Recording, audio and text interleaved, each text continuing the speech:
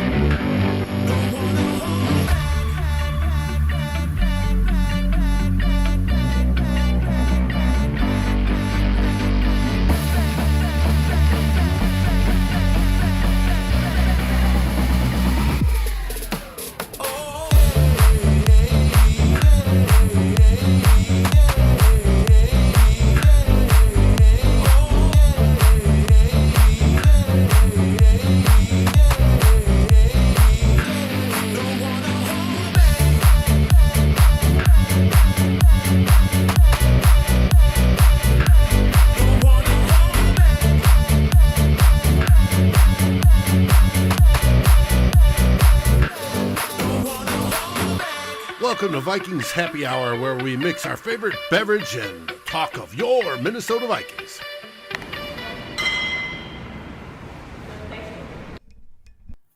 Hello, welcome back. It's another week of Vikings Happy Hour, and tonight I am joined by my friend Myles from Climbing the Pocket and Ryan as well from Climbing the Pocket. Myles, I have not seen you in a very, very long time. How are you holding up over there? We got audio issues. Are you muted? I'm going to pass it over to Ryan because I can't hear you.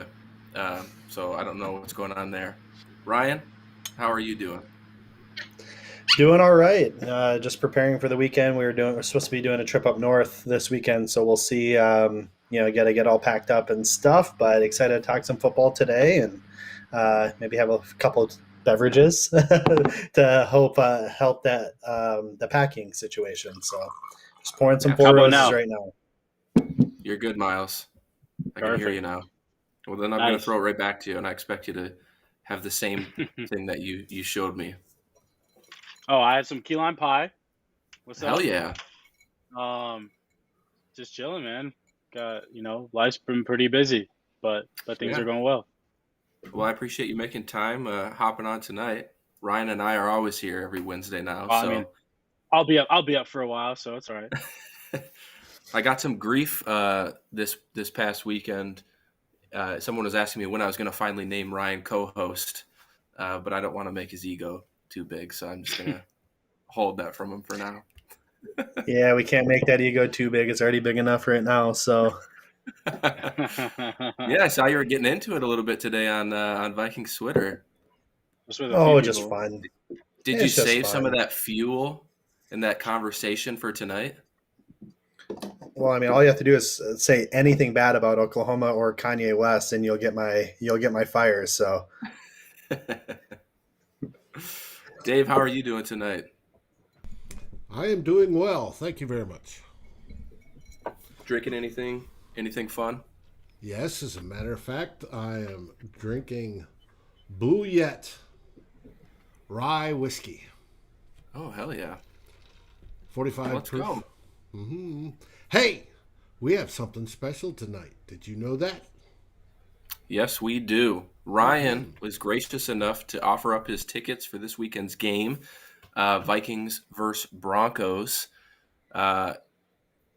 U.S. Bank Stadium. I almost said TCF Bank Stadium, but that is incorrect. It's U.S. Bank Stadium this Saturday at noon. So for anyone in the chat, feel free to drop your, there you go, retweet, comment your Twitter handle or Facebook in the live show comments, and tell us who you'd take with you to the game. We have 4 tickets, so we want to try and select 2 winners. And if we can't get 2 winners, maybe we just give all 4 away. We'll see how it goes. So good seats, lower bowl, section 118, row 24. I think there's 2 seats from the aisle, and then it's the 4 tickets or the 4 seats consecutive. So right off the aisle, great seats, end zone seats. I enjoy them for regular season, just don't get a opportunity to go to all of the preseason ones. So I'm excited to give them away. Hopefully one of these fans here on the show, is free this weekend and wants to hit up the Broncos Vikings game. get to see Teddy Bridgewater back in action, along with everybody else.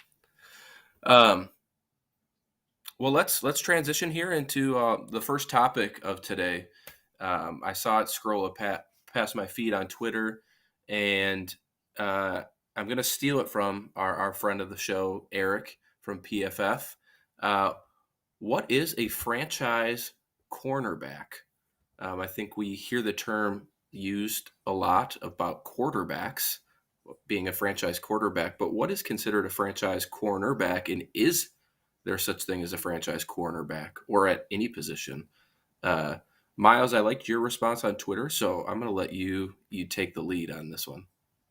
Yeah, I think so. For me, I think outside of quarterback, I don't like labeling any position as like a franchise position. Like most players, just like most quarterbacks, you have a lot of really good players on most teams. Like I've heard people throw the word like franchise right tackle out for Brian O'Neill. Brian O'Neill's a very good player. Brian O'Neill's not like a franchise level player though. Like really good player, I think, and he should be locked up long term.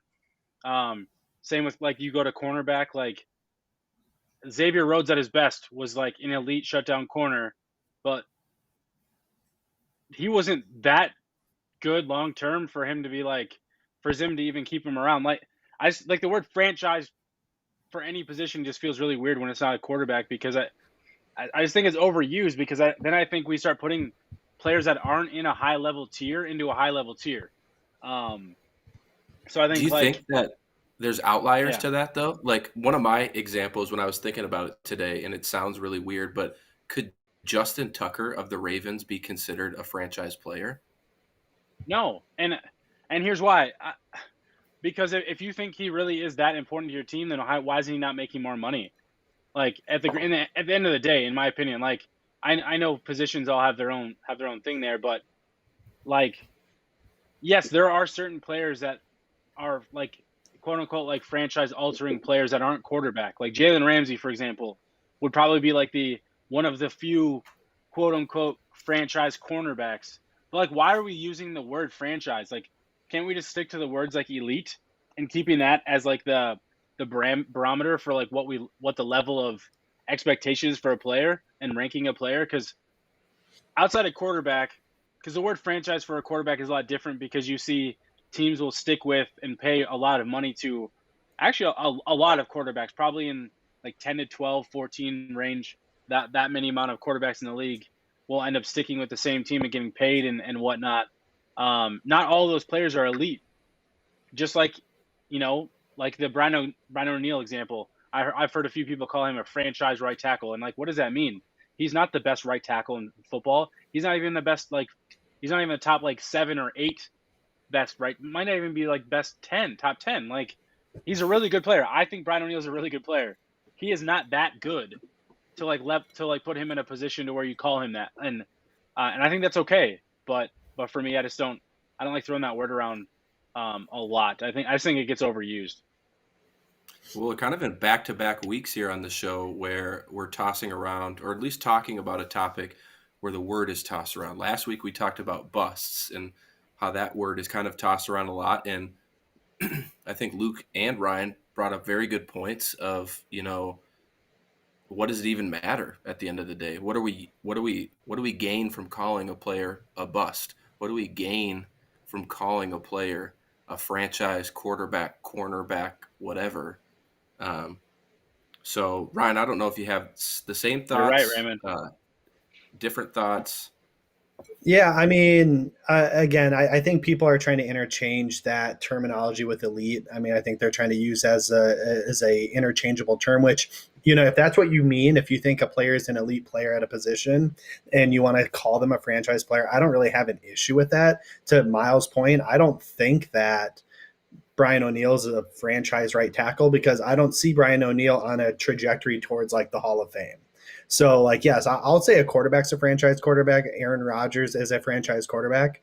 I think a left tackle could be a franchise left tackle. Orlando Pace is a franchise left tackle. Obviously, he's been out of the league for many years, but he stayed with the Rams, I think, pretty much his whole career. Walter Jones, same kind of deal with the Seahawks. And Joe Thomas, absolutely. Like, these guys who are elite, like top 2, top 3 in their position for a majority of their career, if not all of their career. I think you can put that label on them. Or if that player is the larger almost than the franchise, a Calvin Johnson, for example, is I think a franchise wide receiver because he was the Lions, right? Like, Matt Stafford was the quote unquote franchise quarterback, but everyone knew the Lions because of Calvin Johnson, right? So again, I don't like to use that terminology as much as people like to as well. Again, I do not think Brian O'Neill's a franchise guy. I don't think we have any player on our team right now that's a franchise level. Again, that would get that terminology from me personally. Jim, Jim had a really good comment there. I think it makes a lot of sense. The one player that you think of for a franchise player, and right now for the Vikings, you probably have 2 names. You're probably looking at Dalvin Cook or Justin Jefferson, right?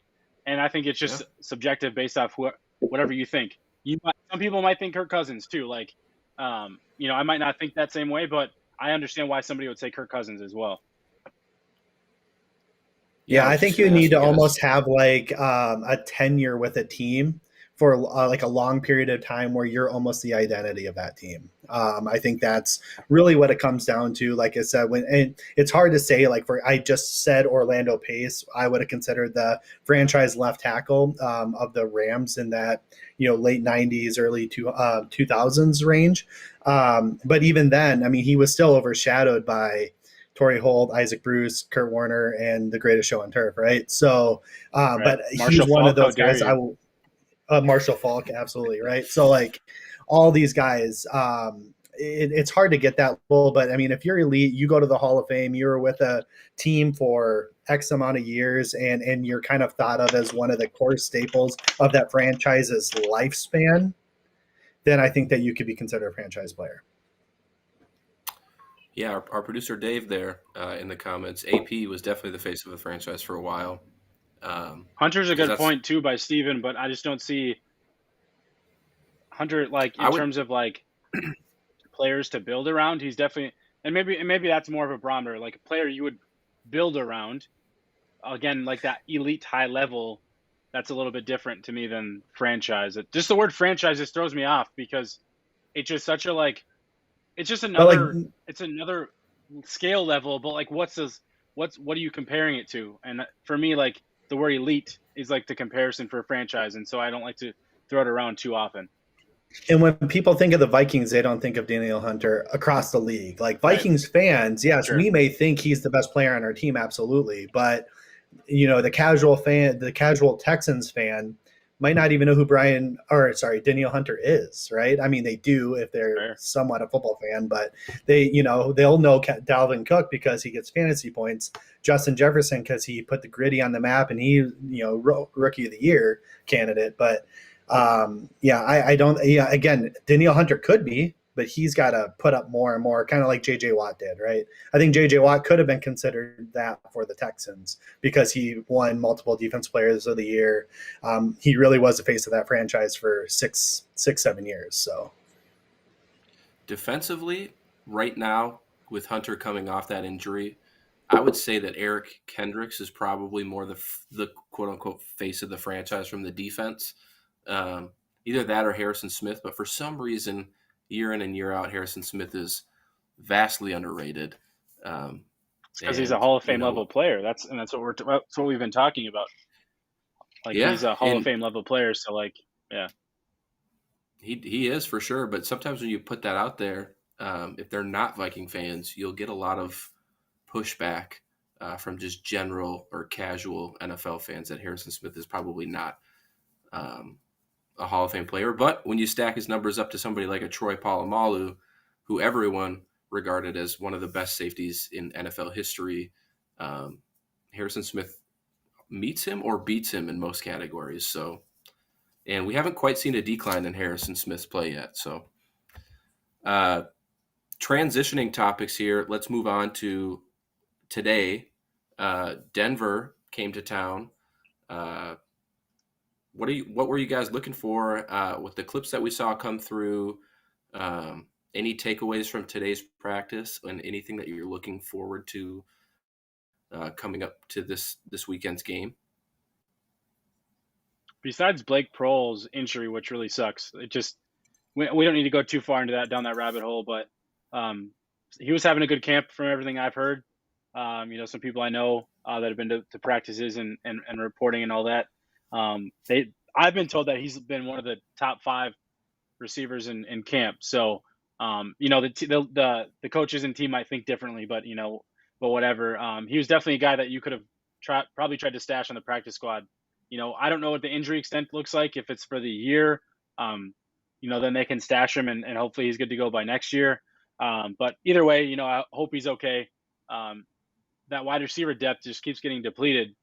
BC Johnson first. And I, again, don't know what the extent of Blake Proehl's injuries, but hate to see that, non-contact injuries like that. Well, we can shift topics a little bit here because I was going to ask you guys when I was looking through the depth chart that was released, and maybe I just misread it in terms of it's just for this week's game and nothing else. But, I did see D.D. Westbrook pretty low on the wide receiver depth chart, and then he just wasn't in the punt return debate, though I know he still was fielding punts today. So are we at a situation yet where we need to think that Westbrook is on the roster bubble, or do you think he's solidified? You want to go first, Ryan, or you want me to? We know Ryan's yeah, answer, I mean, I think that I think that they're really just trying to ease him back in. They're not trying to rush him. They understand that he tore that ACL in late October, and why rush him back? You have a lot of tape on him on what he can do as a player, and especially his position coach obviously has spent his whole career with that position coach, right? So I think that they know what they have in him. They want to give some of these other guys run, not further risk that injury. And again, it sounds like based on what the special teams coordinator had mentioned, that Didi's kind of a natural back there at the punt return. So I think they're going to give some other guys run. I think Abdullah was both kick and punt return starter. And then on the wide receiver front, I think they listed Osborne and BB as, 3 and 4 at wide receiver, and then Dede, Amir Smith, Marset, and whatnot on that kind of the next 5th, 6th, 7th range with Blake Proehl. So personally, again, I just think that they're putting him down that depth chart just because he hasn't practiced. Maybe pick up some of these other guys' confidence a little bit. Really, in my opinion, and I think I saw Steven ask the question with Smith Marset. You're not going to let a talented kid like that hit the practice squad. I can't imagine.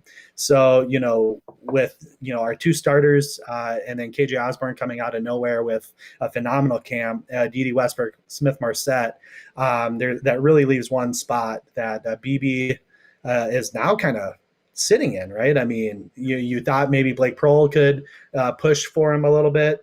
You think that, maybe BC Johnson would have pushed him a little bit.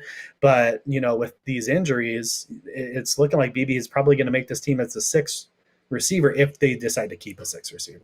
But again, he doesn't really provide much value on special teams unless he's a punt returner. And if that job's likely going to go to D.D. Westbrook, and he wasn't good at that, you're right. So if that's going to go to D.D. Westbrook and or even KJ Osborne or Abdullah, that doesn't really provide much need for BB outside of depth at receivers. So we'll see. I don't think D.D. is on the bubble because I think they knew what they were getting into when they brought him on, and they probably had this set as kind of a plan. He's not on the PUP list, so clearly they must think he's close, because otherwise I don't know why they wouldn't have put him on there right away. So that's a good point. I think too. Yeah, so two things on that about the Westbrook situation. The depth chart stuff you're seeing right now is just all about what the coaches are seeing right now. So I don't think it doesn't fully project into to week one. I think people overreact to seeing a team's depth chart. It's they label it unofficial for a reason. This is basically this is what we're seeing from our guys right now. If we had a game tomorrow, these might be our starters. I view the kick and punt return situation very fluid. Abdullah is the guy that they've quote unquote trust the most, even though he hasn't really been a punt returner since he's been in Minnesota. He's been primarily the kick returner, and they've kind of fluctuated different people to punt return. But to Ryan's point, I think the 2 points about Westbrook, special teams wise, he made the comment about Ficken. They very much, in my opinion, view Westbrook as their guy at punt return. Like Ryan said, just need him to get healthy. Wide receiver wise, I mean, a guy like KJ Osborne, maybe even a Chad Beebe right now, they're practicing. They're showing things, so they're giving the coaches an opportunity just to gain more faith in them. And they don't technically have that faith in Westbrook yet. Not saying Keenan McCardell doesn't, all those things. It's just more about once you get onto the practice field and can prove it, then we'll be able to, make a projection on what we're going to do with you.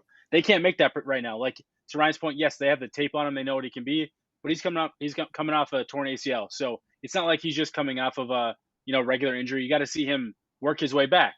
And if he can work his way back and be the guy he was before or whatnot, then you'll see him become the third receiver, that the top backup essentially. And so we still need to see it, and hopefully it sounds like it won't be this week, but maybe in the preseason 2 or preseason 3 game he's playing. If we're seeing some of that, then obviously heading into week 1, that's when you're going to start expecting Westbrook to ramp it up. And with these injuries, it just leaves the Vikings needing more veteran depth, and Westbrook gives that. Even a BB gives that, because we've seen BB as he's played. I'm not a BB fan. I'm not a BB guy, but the one thing that they do is they trust BB to know his assignment, and they know what role that he can play. And so, so for me, those guys are shoo-ins right now, especially with the 2 injuries. Smith Marset, a 5th round pick.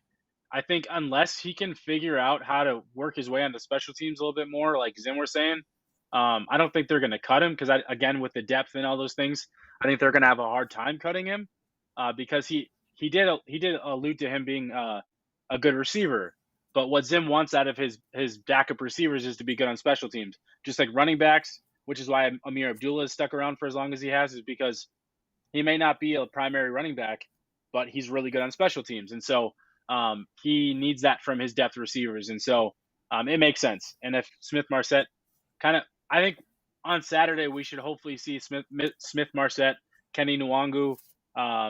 Hopefully those 2 guys are battling out for that kick return job. I think those are the top 2 guys for that role. And yeah, back to one other injury. It looks like Mackenzie Alexander.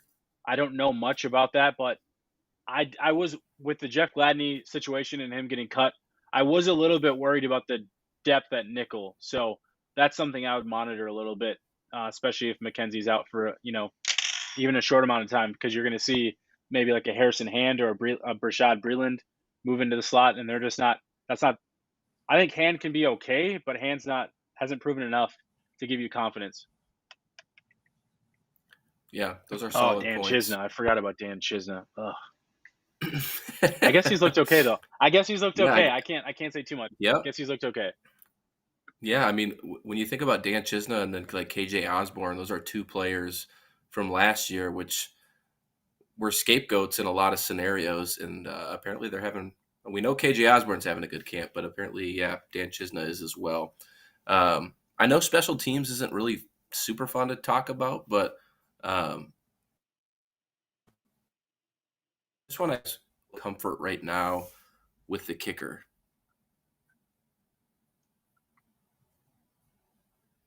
It's so hard. It's just one of those situations. It's so hard to It's just so hard to know. Like one day Joseph's doing really well, the next day he's doing shitty.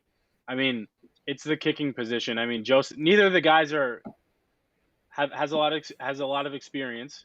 I think Joseph hasn't kicked in a game since 2019. I mean, we'll see preseason. I mean, the preseason is really going to be the stage for these guys. As of right now, I mean, it's obviously going to be Joseph, unless something drastic changes. And what Dave said. I think that Riley Patterson's kicked really well since he's got off the pup list. I don't know about today. I haven't heard anything today. I didn't really pay that much attention, unfortunately, to the kicking situation because we had some other, more pressing situations that popped up. But you're always going to be concerned unless you have Justin Tucker, Harrison Butker, those type guys. You're not going to really feel that comfortable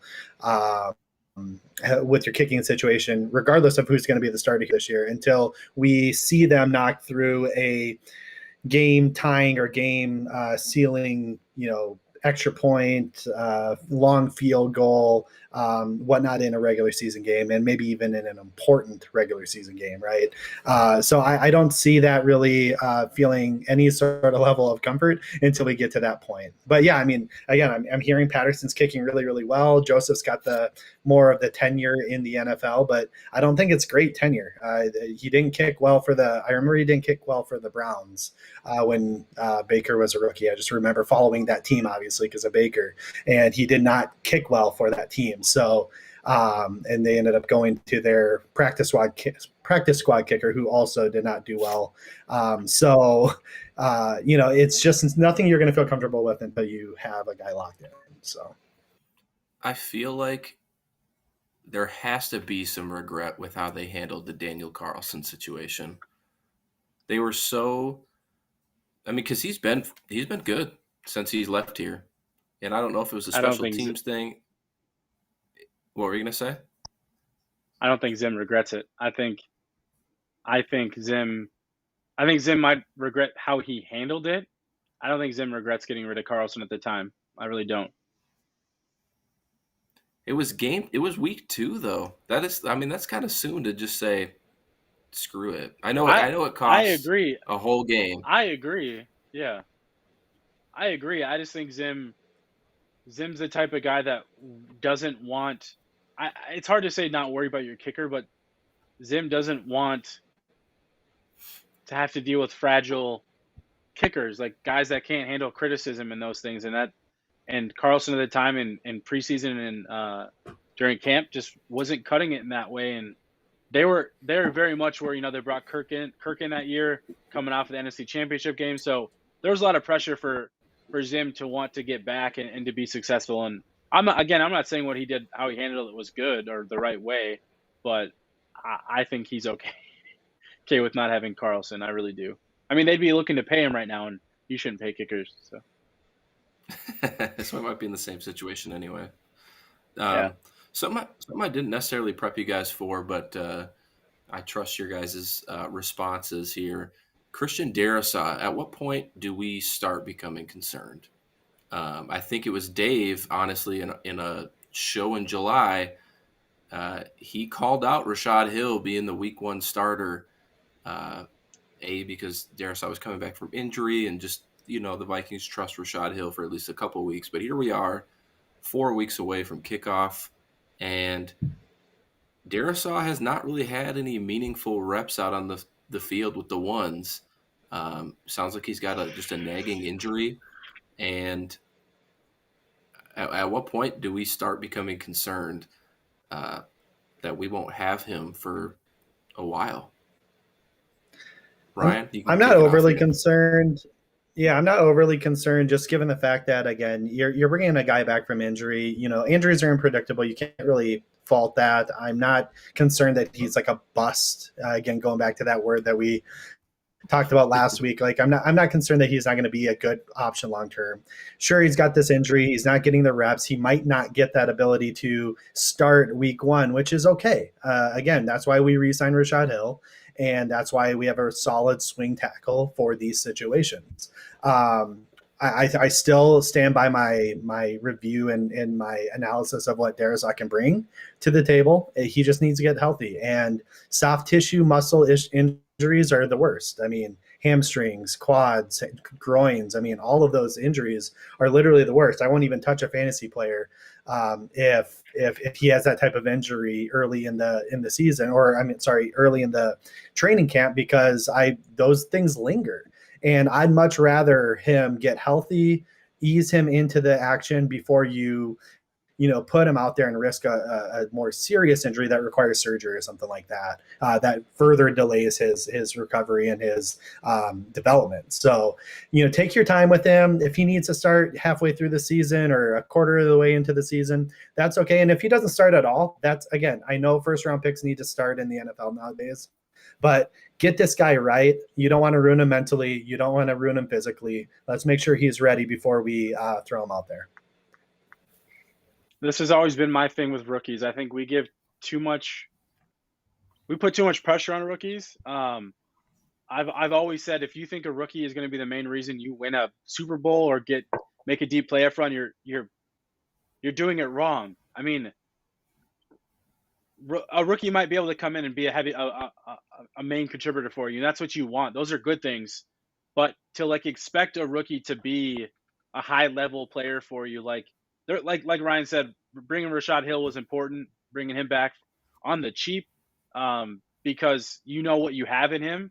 I don't think Rashad Hill's like a Riley Reef level left tackle. He doesn't have to be, but he knows the system. He's pretty good in pass pro, and that's, in my opinion, the most important part of it.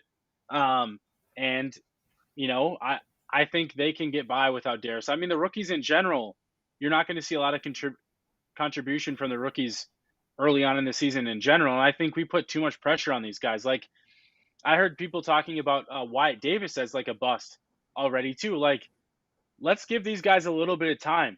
I mean, the rookies are about long term. It's not just about 1 year. If you want a 1 year fix, we're talking about Patrick Peterson, Xavier Woods. We're talking about all the 1 year rentals guys that are already brought in. established. Exactly. And so to focus on the rookies as if they're already they might be behind the 8 ball a little bit, but my whole thing is, as long as you can get these guys in some preseason games, get them some live reps against other competition, I think that's going to be important. But Darisaw, for example, is just give him I compared this situation to Brian O'Neill. I said Rashad Hill's probably going to start unless Darisaw comes in and he looks ready to go, and he might have been or looked ready to go if he was fully healthy. We don't know the answer. It almost doesn't matter because you have Rashad Hill who can step in and be that guy.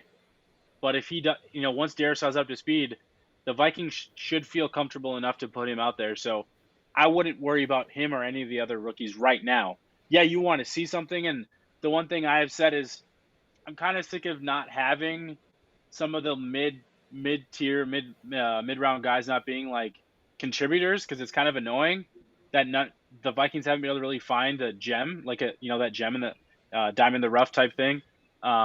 It's been a while, so it's funny because I mentioned in the draft process, right after the draft, and even on this show, a few weeks back, and then I mentioned it again last night on In the Huddle, that Wyatt Davis is a 3rd round pick for a reason.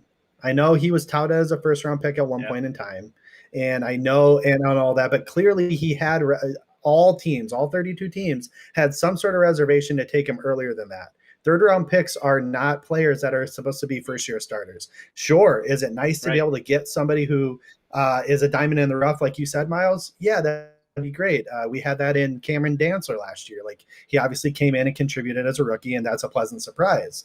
But you can't expect every third round pick. Yeah, last year's was well, exception. he was. They had you're right. to. You're right, but again, I mean, even so, like, you don't expect these guys to come in and play at a high level, I should say. And so Wyatt Davis, I told fans, like, temper your expectations because he's a third round pick for a reason. And then Oli Udoh comes in, and by all accounts so far, he's kicking ass. So let's let him get some run. We spent 3 years developing this guy. Let's see what he's got. Right. And I mean, I think he was a 6th round pick. There's not that much difference of a value in the 3rd and a 6th round pick. So let's see what we got in Oli Udoh. And who knows? My biggest concern, I mentioned this last night, my biggest concern on the offensive line is not left guard or right guard. It's not right tackle or left tackle. It's still the center. I'm still concerned about Garrett Bradbury. And I know I shouldn't be because he's like one of the 2 established starters on this line. But he's my biggest concern. I hear Michael Pierce is beating him up. To be fair, he's beating up one, but he's beating him up quite a bit in practice, and they're twice a year. So I'm still concerned with him being able to hold up against that pass rush of these bigger nose tackles. So in all reality, that's what I would be most concerned about, not whether Wyatt Davis or Christian Darrisaw are playing. Yeah, go ahead, Matt. Yeah, I was just going to say, I do think that when we think about our diamonds in the rough in the past year, we think of probably Danielle Hunter, Stephon Diggs, even Adam Thielen. And I think what fans forget is when those 3 got here, like, Diggs really had to earn his starting spot. Thielen had to work his ass off through tryouts just to even get where he was. Danielle Hunter took a little bit of time to get where he was. And so I think you can have an expectation that you want one of these later round picks to maybe develop into a big contributor, but to have them start that way from the get-go is just rarely happens. I don't think you see it. I mean, even if you want to look at Tom Brady, right? 6th round pick, he didn't get to where he was for a while. And so I think in that regard, fans do need to temper their expectations. Myles, I want you to take the question from Raymond. What do you think if Udoh can be the long-term starter? If Udoh is good enough to be the long-term starter, that's great. That's not a bad thing. What is this? I think the only concern you might have is this, year 3 for Udoh? So you're looking at, are you looking at getting him a contract extension? So there's a little bit of that to think about. I mean, you don't know what that number could look like. If he plays really well, it could be a decent number. But you at least have 2 years to see that. So for me, I think it's never a bad thing. I mean, again, that's another one of those diamond in the rough type of situations. If that happens, if Oli Udoh becomes your long-term right guard starter, start at right guard, that's not a bad thing. And if Wyatt Davis just has to be depth and earn his stripes and earn an opportunity, and that's even better, just because then you start creating better depth for yourself. Yep. And that's what the whole point of, like, you want some of these mid to late round guys to be. You want them to be really good depth. So whether it was a Wyatt Davis or an Oli Udoh, you want one of those guys to step up and take the job and be good, and you would like the other one to be a good backup. And so, or potential starter. I mean, maybe Wyatt Davis becomes, and maybe both guys become good enough to where they both should be starting. That's a good problem to have because they're cheap, they're young, and you want to work with them and you want to see what they have long term. And so that could mean maybe they start giving Wyatt Davis more reps at center because maybe they're trying to get him on the field. Maybe they want to see if he can be a cross-trained player, because the one thing the Vikings do with their backup position players is they want to see them be position flexible, because you never know where they might need to go in. And so the one thing the Vikings don't really have, I mean, so this is where I think Dakota Dozier makes the team. I think he makes the team because they know what they have in him. And they know he knows the offense. They know that they could play him at both left and right guard. I'm not saying it's like, oh, that should be the guy that they keep around. I'm saying it as if you're a coach and you're looking for someone to trust, you're going to keep going back to the guys you trust. And Dakota Dozier is that for this team. Whether it's a good thing or a bad thing, you at least know you could throw him out there and he knows the plays, he knows the system, he could do all those things. Well, maybe Wyatt Davis could become that guy, and that just makes Dakota Dozier even more expendable. So with Wyatt Davis, if he's not going to start, he's going to have to cross train a little bit. And that's not anyone's, like, I know people get upset with the coaches being like, oh, stop moving these guys around. Well, what if Ezra Cleveland gets hurt? Who's going to play? Would you rather have Wyatt Davis try it or Dakota Dozier? Like, you need to have somebody that can go out there, right? And so you need to have guys that can step up. And so I know we're talking about Oli Udoh. I think it'd be a good thing in it. I don't think it just adds more talent to your team. I mean, if he can become a solid right guard for you. Yeah, and in a spot that we need that depth. Right, exactly. We kind of cruised through everything I had planned to talk about, which is not a bad thing, right? Just efficient. It's an efficient show, an efficient happy hour. Maybe we have to get home and do some other things. How about practice? How about practice today? What do you think of practice today, Matt? Just in general. Well, sounds like that's both my thing. Offenses suck, but yeah. So I haven't really tuned too much into it. I have been busy with some other stuff, and I'm going to pick up the training camp stock report tonight. But from what I heard, just average play across the board. A lot of the players looked hyped up, which you love to see. I think Zim alluded to it in his presser that, when you know who you're going up against every day in practice over training camp, maybe the effort isn't quite matched. And so when you get some fresh blood in there from a new team, everybody's competitive juices start flowing and you just want to go out and prove people wrong. I heard there was a fight within like the first 10 minutes out there. I forget who the players involved were, but that's always fun to see. I remember back when the Chiefs used to come up to Mankato for a little bit and play the Vikings. I always kind of like seeing that stuff, and then they'll just carry it over into Friday or Saturday's game. So, which was going to lead me to ask you guys, what are you looking forward to in that game, or what should you take out of a first preseason game? We have no idea how long the starters are even going to play, but are there particular players you're keeping an eye on? I know Myles mentioned Amir Smith-Marset, but Ryan, you look ready to go. Yeah. I think that there's going to be a lot of intrigue to see kind of what this new rebuilt secondary looks like, right?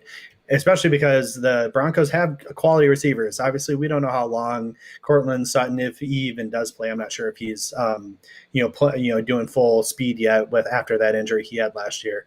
But Jerry Jeudy, KJ Hamler, Tim Patrick. I mean, they got a lot of depth in that wide receiver room, and we have a brand new, outside of Cam Dantzler and Harrison Smith, we have a brand new secondary. So I just wanted to see what they were going to be able to do. I think it was Sean Borman or Will Raggets. One of those two tweeted out that our defensive line was crushing their offensive line, which is great to hear, because that's also a revamped, line. But I hear that they were killing our secondary. So obviously we can't, sack the quarterback in these situations, right? So it sounded like their secondary was, getting open, and that's not a great thing to see. But again, they're just getting in the feel of it and in the swing of things. So I'm excited to see that. Hopefully the starters play at least a couple series, just so we can get to level set where those guys are at. And then I want to see where our offensive line is. Again, I don't think that Von Miller and Bradley Chubb are going to play too much this Saturday, but it would be nice to see, how that, offensive line holds up against those guys. Shelby Harris. I mean, they have a pretty good defensive line, and, rush, because I know they run a 3-4, but, I wanted to see that as well, because again, Oli Udoh does need to get tested. He looks great in camp. That's fantastic. And he's holding up against our big boys, but in real live game action, I want to see what he's looking like. I think those are probably my two most exciting things I want to look for. I'm not going to be able to watch the game live, likely. So it's going to have to be a watch back. So hopefully I don't get too much stuff ruined on Vikings Twitter, but we'll see. I did see that that Oli Udoh had quite the play against one of the Broncos D lineman. I think he got out in space and kind of blew somebody over. So that is always fun to see. Yeah, Myles, what are you? he had a really good seal block. He really created a big lane for Madison in one play where he Yeah. got up Yep. into that second level, sealed off the edge, and created a really massive hole really for Madison to run through. He basically had to beat a safety at that point, which that's what you hope that's the best case scenario you can hope for is if he's not going to just be wide open one-on-one versus a secondary player, and just hope that your running back can make that move or bowl him over and keep running. So I liked what I saw out of that because that was an actual, I think that was a pull.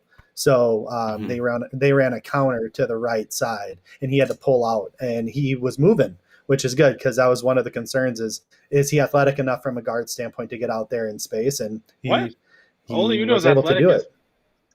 Yeah, I know, but he's a big guy, so I think people were just concerned that even though he's athletic for that size, that I mean, kind of the same concerns we had when I was evaluating Cody Ford back in the draft. Is he's a big dude, even though he's athletic, he's still a big dude. Can you get out there? And Oli Udoh put that to rest. I think today. Because it was the unique size and athleticism that he brought to the table, which they were like, holy shit, we got to get this guy in our wide zone scheme. I don't think they planned for him to be at right guard, but that's where he is now. Myles, what are you looking for this weekend? And if another receiver goes down, will you be playing in the next preseason game? Just answer that last question. No, no way. You don't want to see that anyways. But for me, I think I might want to see that. No, you don't. For Saturday, actually, when it comes to the starters, I would use maybe like today and tomorrow's practices as like the real test. In the like simulated scenarios, like in the team scenarios and team situations, and follow the team reporters that are making notes from both the Broncos and the Vikings side, and kind of hear what they're seeing if you're not there yourself, because I think when it comes to the starters, you're not going to see much from the starters on Saturday. I wouldn't expect much, maybe one series and then they're out. So I would use this practice as kind of the guide to truly see and evaluate that. So because they're going to be getting more reps in practice than there on Saturday against the Broncos. So I would just use that. But for me, I'm kind of just looking for, the backup quarterbacks, obviously. I want to see Kellen Mond now that he's back from COVID. Jake Browning to see if he could build off of what he was able to do while those guys were out. And then the wide receiver positions, always one I'm always having a vested interest in. Can KJ Osborne really show out, against someone not in the Vikings secondary, right? I didn't really hear much about him today, but doesn't mean he was bad. I just didn't hear much. I want to see him. I want to see if can Chad Beebe continue to be, there have been good reports on him. We kind of know what he is, but still, you like to see if a guy can progress a little bit. And then just some of the, like Amir Smith Marsette's the obvious guy I want to see on Saturday, see how he competes and how he does. But then the tight end position is another one for me that I think sneakily has poor depth. I mean, you obviously have Irv Smith and Tyler Conklin. They're locked in as your top two guys. They're both pretty good. I mean, I think the reports out of Irv Smith, I've heard at times Irv Smith's been the best player on offense. And that doesn't mean he is the best player on offense, but I've heard that's how good he's looked. And that's a good thing. That's great. If you can get a high level play out of Irv Smith, that's fantastic. But where my issue lies is like, who's that third guy? Because what we always had with Kyle Rudolph when they drafted Irv Smith, they had Tyler Conklin as their third guy as he progressed. But Tyler Conklin was a solid third tight end. And even last year, especially, they might have had some of the best tight end trio in the league. Now they don't really have that, and that's not to say Zach Davidson can't become that guy. I just don't think he's there yet. I mean, he's pretty raw. He's coming from a small school. Might have been overdrafted a little bit. That's okay. I think he's just the kind of guy that needs a little bit more of a red shirt. That's not a bad thing, but they don't really have a guy to come in and to step up and be a tight end two, or to come in for jumbo packages and be a third tight end. That they don't really have that right now. So if Conklin gets hurt or Irv Smith gets hurt, what do? Do Do they roll out more 11 personnel, 3 receivers? That'd be my ideal situation if that were to happen. But they still probably need another tight end. So I just want to see how the depth guys, Zach Davidson, Brandon Dillon, how those guys look on Saturday as well. So kind of where I'm looking at. And the pass rushers. I forgot to say pass rush too. That's another big one. Yeah, and that's really what these games are for. It's for the coaches to kind of view them, and starters, we know what they are. But I think you bring up some good points with that tight end group, and then at the end there, those pass rushers. I know Stephen Weatherly was the number 1 defensive end opposite Hunter on the unofficial depth chart, but we've heard some good things about Jones and Robinson as well. So, yeah, and DJ Wanham. I listened to Matthew Collar and Courtney Cronin the other week on Purple Insider really rave about them utilizing DJ Wanham and his skill set back from when he was in college, that athleticism. He can kind of drop back in coverage. So I'm excited for Zimmer to dial up some cool looks this year instead of back when he was dropping Everson Griffin in coverage. Those were some rough days. So I want to thank you guys for both hopping on tonight. I think in a couple weeks I want to have you back on and maybe do roster predictions. Maybe we can all come to the show with some roster predictions if that would work for you. And then I think we have some special guests lined up coming up in the upcoming weeks here. So that will be fun as well. I didn't see anybody in the chat put their handle or their Facebook thing. So Ryan, we're going to have to figure out another way to give away those tickets, or you're going to have to figure out how to get rid of them. Yeah, absolutely. I mean, yeah, if anyone wants those tickets, let me know. You can hit me up on Twitter, or again, drop your information here in the chat, and we can make sure that we get those to you. Otherwise, yeah, like I said, I might just have to pawn them off to some random persons. So we'll see. Mary, thank you for hopping on again tonight. Everybody else in chat. Dave, question for you before you take us home. Are we launching our first Climb in the Pocket post-game show this Saturday? That's the plan.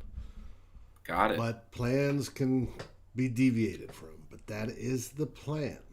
That after the game, now the question is who gets to watch it. I'm still trying to figure out how I'm going to watch the game. But that is the plan. Okay. I will bring my laptop with me in anticipation. So... that'll be good. Now, we are scheduled to have Vikings hot takes tomorrow. We ran into a bit of difficulty, but we hope to have that revised. You will see a tweet about the normal time if it goes on. It should. We have the questions already. We just need one of the guys had to bow out. So... And then we'll be back, hopefully, post-game show, and then 2 old bloggers on Sunday. Let's go. Well, that's all we got tonight then, ladies and gentlemen. So stay tuned for David's message, and then if not tomorrow, we'll see you Saturday or Sunday. As always, SKOL, everybody! SKOL.